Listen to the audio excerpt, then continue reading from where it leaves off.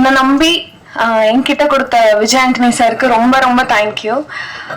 So இதுக்குள்ளே வந்துட்டு எனக்கு நிஜமாவே என்ன பேசுறதுனே தெரில ஃபர்ஸ்ட். ஸோ ஹீரோயினா வந்து இது என்னோட ஃபர்ஸ்ட் மூவி, அதுவும் இவ்வளோ பெரிய படம்.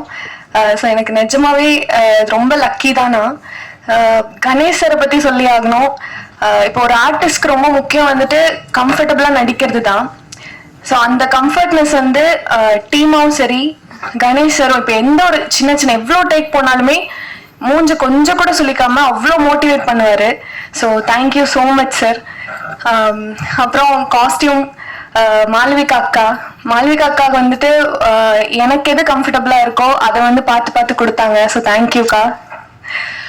அப்புறம் டைரக்ஷன் டீம் பிரபு அண்ணா, ஸ்வேதாக்கா, இவங்கெல்லாம் இல்லைன்னா நான் நிஜமா இந்த 5 மாதம் என்ன பண்ணியிருப்பேனே தெரியல.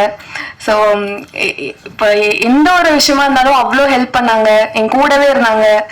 அப்புறம் என்னோட கோ ஆக்டர் அஜய், அவங்களுக்கும் தேங்க்யூ சொல்லணும். ஏன்னா ரொம்ப கைண்டாக கம்ஃபர்டபுளாக இருந்தார். ஸோ நடிக்கிறதுக்கு ரொம்ப ஈஸியாக இருந்தது. தேங்க்யூ அஜய்.